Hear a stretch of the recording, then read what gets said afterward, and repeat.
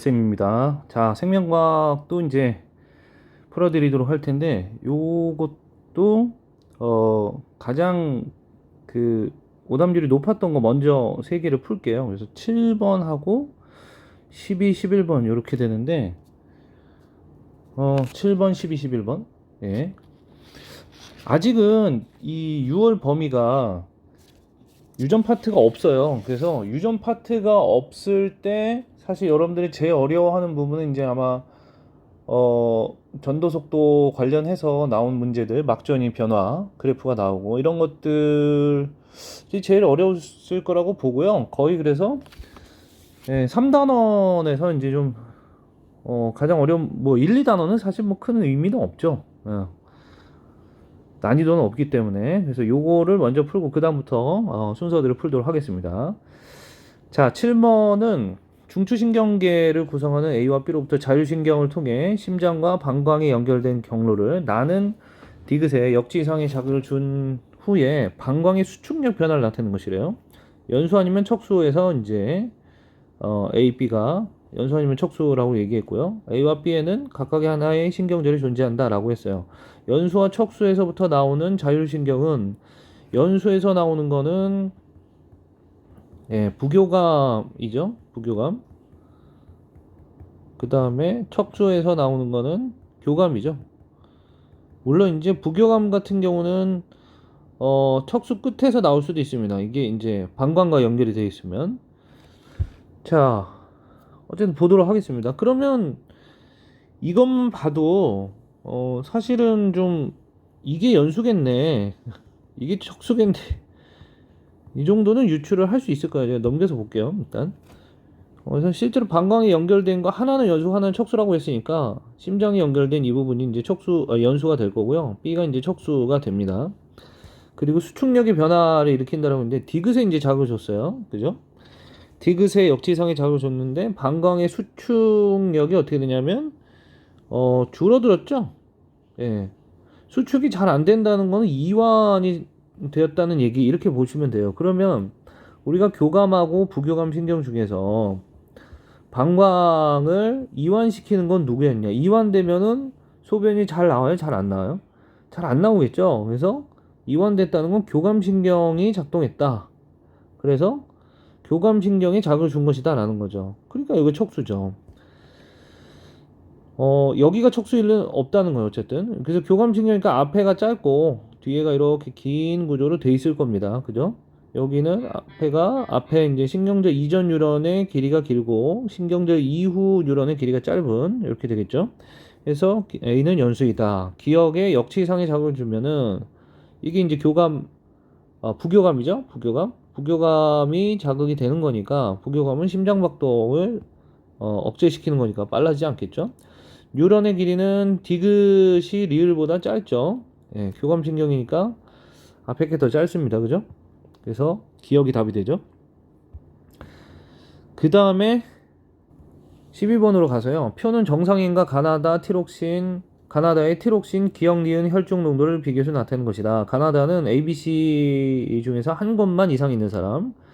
ABC는 시상하부, 뇌하수체 전역, 갑상샘 순서 없이 나타내는 것이다.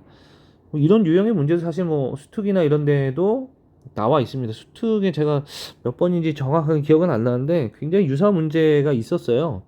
그래서 아마 미리 풀어본 친구들은 뭐 그렇게 어렵지 않게 이 문제를 풀지 않았을까 생각이 듭니다. 기억과 니은은 어쨌든 TRH, TSH 중에 하나이다 라고 했고 가나다는 이상 있는 부위를 제외한 다른 부위는 모두 정상이다 이렇게 얘기를 했어요. 자, 그런데 이제 여러분들이 일단 그 피드백 과정을 기억을 하시겠지만 간내 시상하부에서 TRH가 나오고 그 다음에 뇌하수체 전엽을 자극을 하면 TSH가 나와서 갑상샘을 자극하겠죠. 그래서 갑상샘을 자극하면은 이제 티록신이 나오고 이것 때문에 뭐 세포호흡이 촉진되고 뭐 이러겠죠.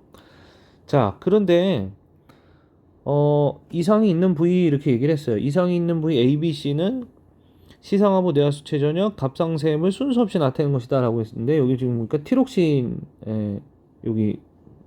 여기는 티록신이고 이 중에 하나는 기억과 니은은 TRH, TSH 중에 하나인데 만약에 보세요. 여기에 이제 이상이 생겼어요. C상하부에 이상이 생겨서 대부분 이상이 생기면 작동을 안 한다 이거예요. 작동을 안 하면 TRH도 양이 줄어들 거고 뇌하수체 전엽도 억제가 되니까 TSH도 거의 안 나올 거고 그러면 갑상샘도 자극을 받지 않으니까 티록신도 줄어들겠죠. 그럼 분명히 C상하부에 문제가 있으면 연쇄적으로 이렇게 문제가 발생하게 되는데 근데 보면 이게 그러면 다 TRH, TSH, 티록신이 다 낮음으로 나와 있어야 했는데 그게 없어요. 여기서부터 뭔가 이상하다는 거죠. 그리고 높음 이렇게 돼 있어요. 높음. 그러면 이거를 거꾸로 한번 그 생각을 해봐야 된다는 것을 봐야 돼요. 거꾸로 생각을 해봐야 돼요. 그러니까 이게 왜 다 높을까 이렇게 생각을 해보면 이상이 있다는 거는 그러니까 저하증도 있지만 항진증도 있을 수 있거든요. 그래서 이걸 한번 거꾸로 생각을 해보는 거죠. 이렇게 이게 높음이네. 그러면 얘가 억제가 되지 않는 상태, 너무 항진이 된 상태 이렇게 볼게요. 항진이 된다는 거는 너무 기능이 과다하다는 거죠. 그래서 TRH가 평소보다 많이 나와요. 그럼 뇌하수체 전염을 더 많이 자극하니까 TSH도 많이 나오고 갑상샘을 많이 자극하니까 티록신도 많이 나오죠. 근데 여기서 이제 여러분들이 티록신이 많이 나오면 이렇게 억제가 돼야 되는 거 아니에요? 피드백을 통해서. 그게 안 되니까 비정상이죠. 그죠? 그래서 이렇게 지금 다 높아진 거는 간내 시상하부에 이상이 생겼다라고 밖에 볼 수가 없어요. 그래서 여기는 시상하부에 이상이 있는 겁니다. 자, 그 다음에 두 번째는 여기 시상하부는 정상이에요. 뇌하수체 전엽이 너무 항진일 경우에 지금 보니까 다 높음으로 나와 있잖아요. 낮음이 지금 보면 여기 낮음 있지만 높음 이렇게 돼 있단 말이에요. 그렇게 복잡하게 내지는 않습니다. 뭐 하나는 뭐 시상하부는 항진이고 뇌하수체 전엽은 저하증이 일어나고 이러면 상당히 복잡하죠. 그래서 해석이 아마 불가능할 수도 있을 거예요. 뭐 저도 뭐 생각을 해보진 않았지만 그럼 여기가 이제 항진이라고 해볼게요. 뇌하수체 전엽이 억제가 안 되는 상황. 그럼 TSH가 많이 나오고 갑상샘도 자극이 많이 일어나니까 티록신도 많이 나오겠죠. 근데 여긴 정상이기 때문에 티록신의 피드백이 먹혀요. 얘가 과다가 되면 피드백이 일어나잖아요. 그래서 시상하부가 억제가 되니까 여기는 양이 줄어들게 됩니다. 정상적으로. 그죠? 그러니까 하나는 높고 낮음이 돼요. 그래서 TRH가 낮은 현상이 바로 여기 니은이 되겠죠. 그래서 얘가 TRH라고 볼 수 있고 이쪽이 TSH라고 볼 수 있을 거예요. 그래서 지금 A 같은 경우는 어디에 문제가 있는 거냐면 뇌하수체 전엽에 문제가 있는 거죠. 그래서 여기가 뇌하수체 전엽에 문제가 있는 것이다. 그럼 여긴 당연히 이제 갑상샘이겠죠?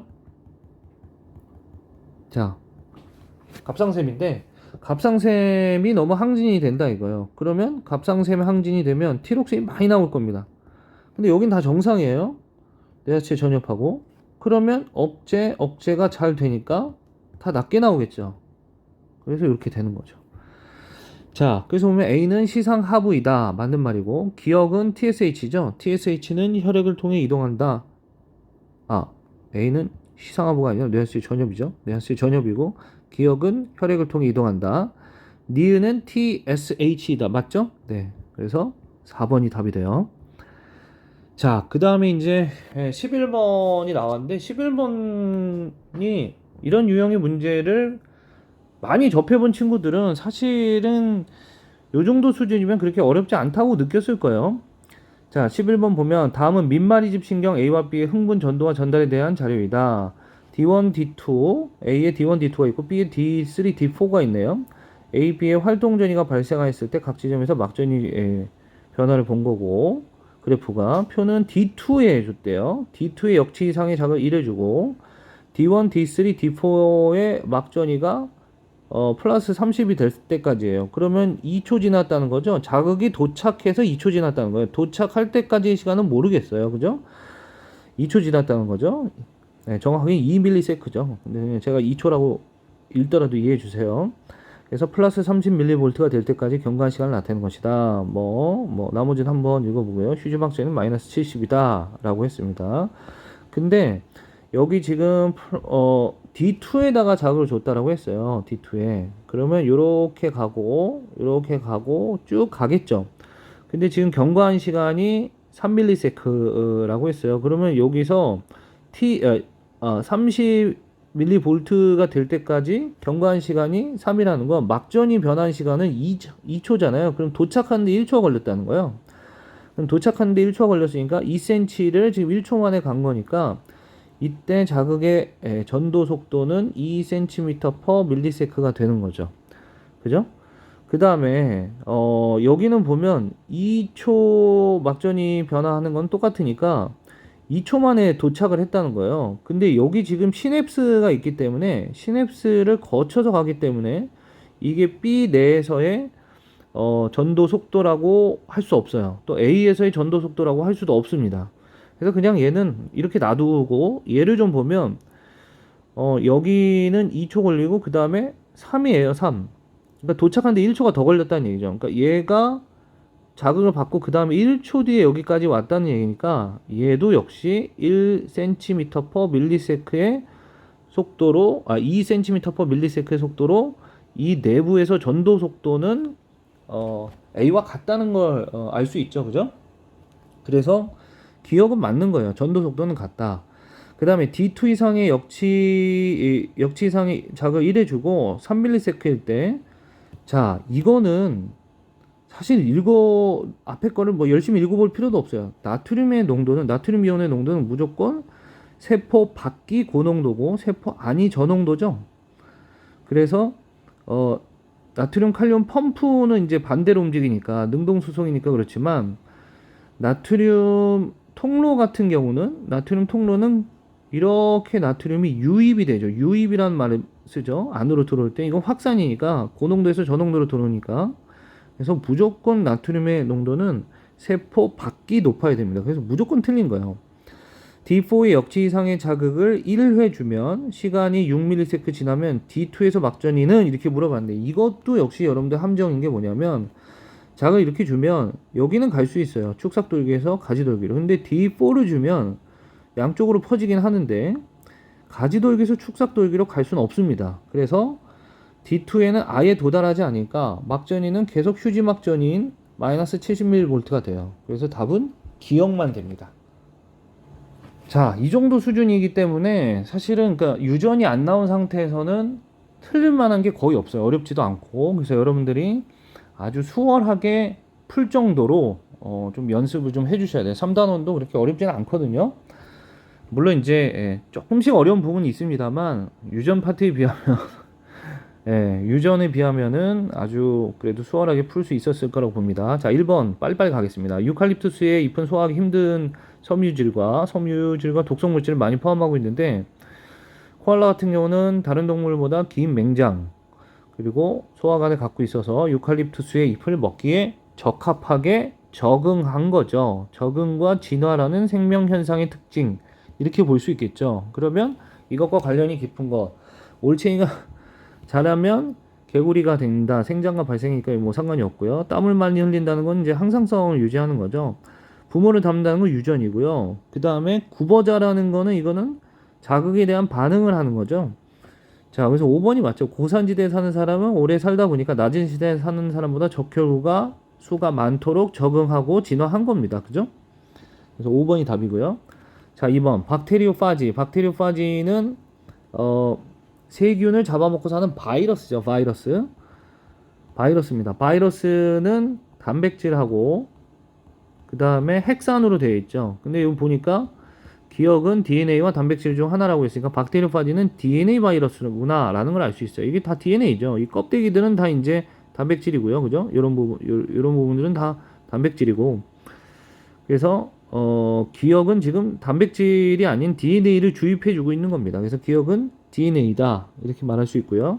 박테리오파지는 스스로는 물질 대사를 할 수 없으니까 세균 안으로 들어가서 세균의 효소들을 이용해서 물질 대사를 하는 거죠.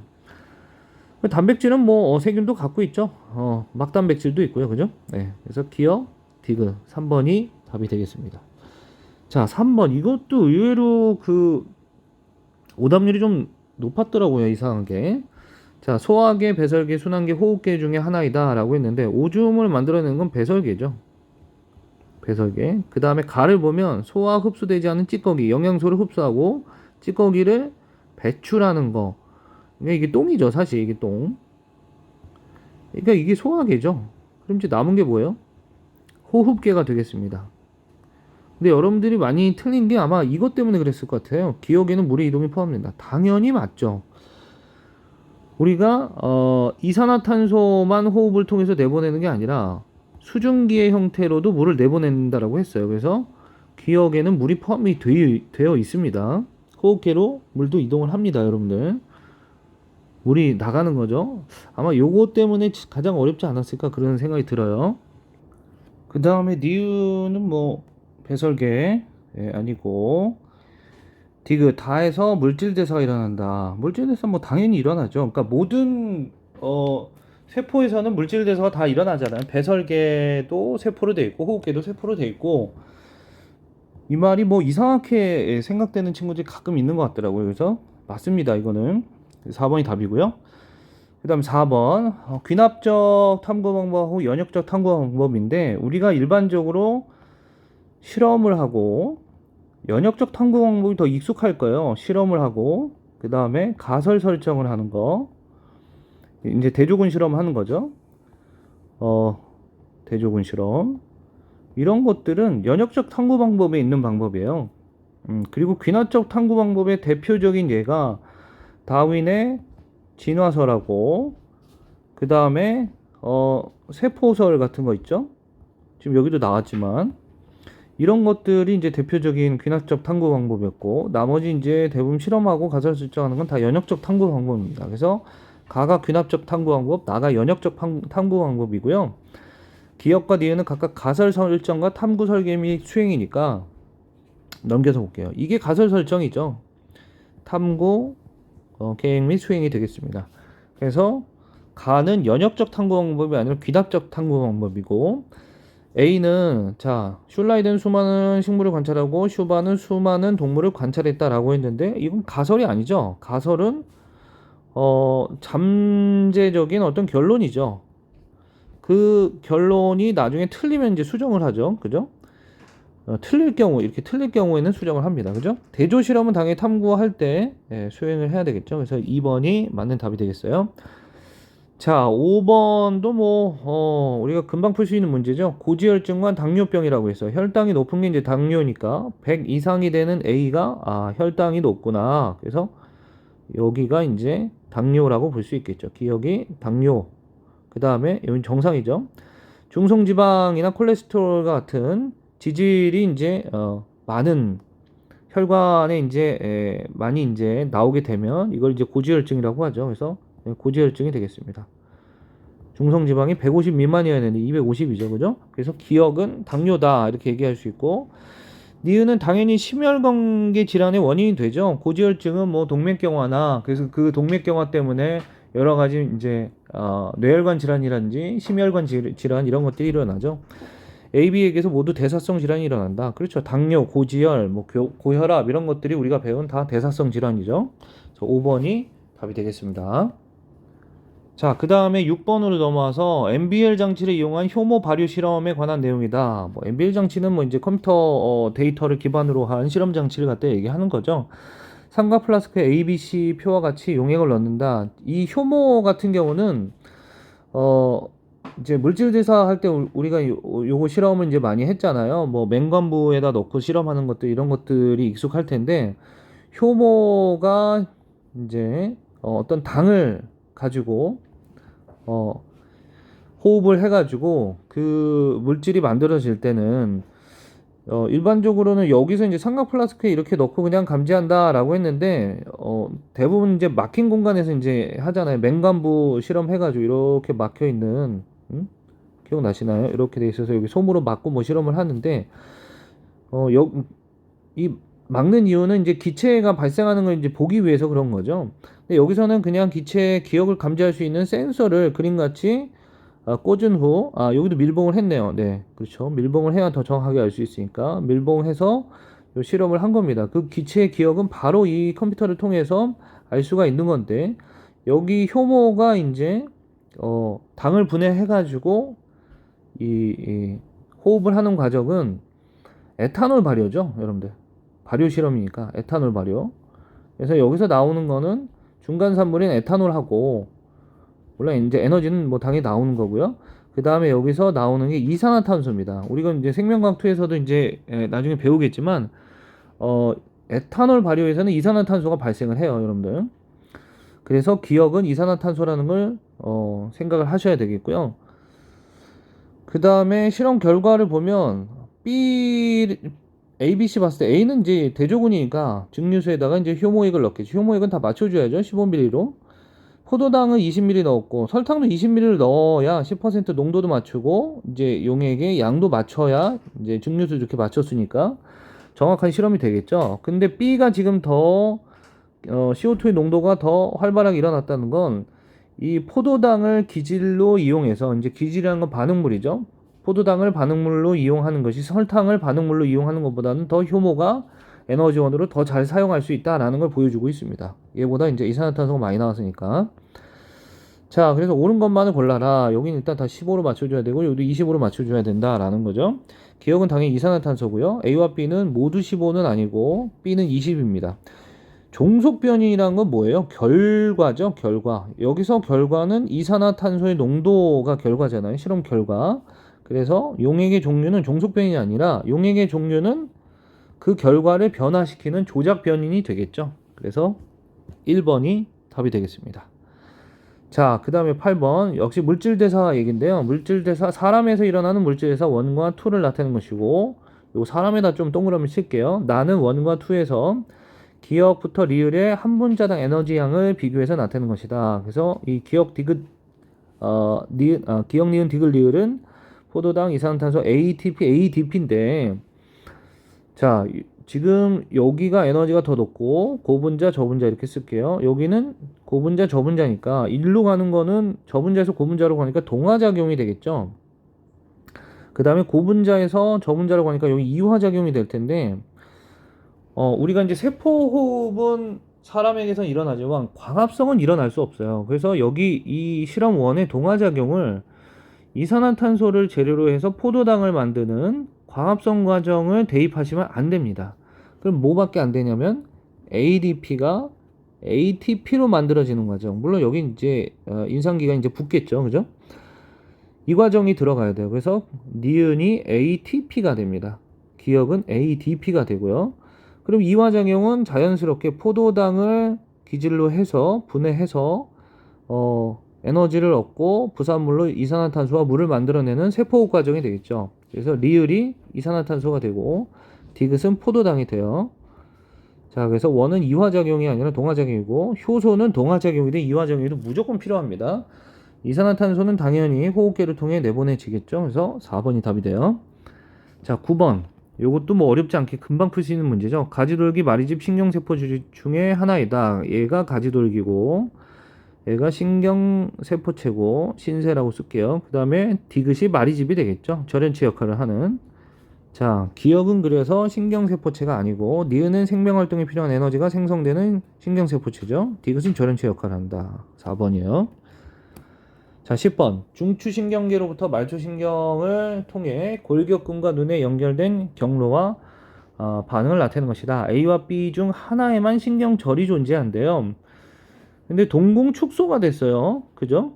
그리고 골격근에 연결돼 있고 여기는 눈에 이제 있는 동공에 연결돼 있는데 그러면은 동공축소를 시키는 거는 무슨 신경이 하는 역할이었죠?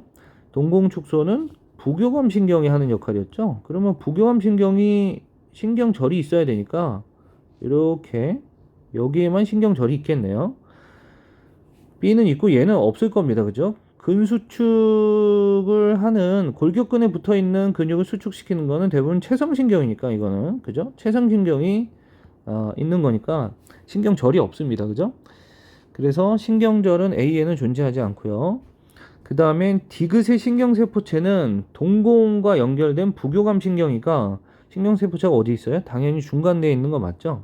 그 다음에 기억과 리을에 분비되는 말단에서 분비되는 신경전달 물질은 전부 다 아세틸콜린이죠. 예, 여기도 아세틸콜린 나오고 여기도 아세틸콜린 나오죠. 그래서 니은 디귿이 답이 됩니다. 자, 그 다음에 13번 보면 좌우대칭인 근육 원소마디 X의 구조를 표는 시점 T1과 T2일 때 X와 니은의 길이를 나타내는 것이다. 기억은 마이오신 필라멘트만 있는 부분이고 니은은 액틴 필라멘트만 있는 부분이다 라고 했어요. 정확하게 말하면 니은이라는 거는 I대의 절반의 길이죠. I대의 절반의 길이고요. 기억은 그냥 H대입니다. 근데 I대의 절반의 길이가 0.3이 줄어들었어요. 그러면 I대는 수축될 때 줄어들잖아요. 줄어드는데 I대의 길이가 줄어드는 정도랑 그 다음에 근육 원섬유 마디가 줄어드는 정도는 같은데 이거의 2분의 I 값이 0.3이니까 여기는 마이너스 0.6이 줄어들었겠죠. 그래서 2.2가 T2일 때 X의 길이가 됩니다. H는 당연히 0.6이 줄어들죠. T1에서 T2로 갈 때. 자, 그러면 T1일 때를 기준으로 했어요. 마이오신 필라멘트의 길이는 1.6이다. 여기가 T1일 때 2.8이었습니다. 2.8. 그 다음에 니은의 길이가 여기가 0.6이죠. 여기도 0.6이고 여기도 0.6인데 요 부분을 뺀 만큼이 마이오신 필라멘트의 길이, 즉 A대의 길이가 되겠죠. 그래서 이걸 더하면 1.2니까 2.8에서 1.2를 빼면은 1.6 맞죠? 자, 니은은 기억보다 밝게 관찰되는 부분이다. 맞습니다. 왜냐하면 I대가 다른 말로 뭐예요? 명대죠. 명대. 밝을 명자를 써서 전자현미경으로 보면 밝게 보입니다. 여기는 이제 암대죠. 암대. 네, 암대. 어둡게 보인다라고 해서 A대가 암대죠. 기억의 길이와 니은의 길이를 더한 값은 T1일 때가 T2일 때보다 크다라고 했어요. 그러면 한번 생각을 해보세요. T1일 때 H대의 길이가 있을 거 아닙니까? T1일 때 니은의 길이가 니은의 길이가 있겠죠? 그럼 T2일 때는 이게 어떻게 되냐면 이 길이가 당연히 줄어들잖아요. 여기도 0.6이 줄어들고 여기는 0.3이 줄어드니까 T1일 때가 T2일 때보다 크다. 예, 그렇죠. 네. 당연히 기억 니은 디귿이 맞는 답이 되겠습니다. 자, 14번 보면 신경계에 의한 자극의 수용과 반응 경로를 나타내는 것이다. A, B, C는 신경이다. 이렇게 얘기했는데 A는 지금 감각 뉴런이죠. 이렇게 여기 중간에 이제 신경세포체가 있는 것도 그렇고 그래서 구심성 신경 맞죠. 바로 보면 그 다음에 B는 당연히 중추신경이죠. 대뇌에 있는 중추신경. 디귿 C에 있는 세포는 척수의 백색질에 존재한다 라고 했는데 척수의 속질 여기죠. 속질에 있으니까 척수의 속질은 회색질이죠. 예, 기억 니은이 답이 돼요. 자, 15번 그림 가는 시냅스에서 흥분 전달 과정을 나는 가해 시냅스 이전 뉴런에 역지상의 자극을 주고 이래 주었을 때 물질 X의 처리 여부에 따른 시냅스 이후 뉴런 시냅스 이후 뉴런에서의 막전이 변화를 나타내는 것이다 라고 했어요. A와 B는 각각 시냅스 이전 뉴런과 시냅스 이후 뉴런 중에 하나래요. 근데 지금 보면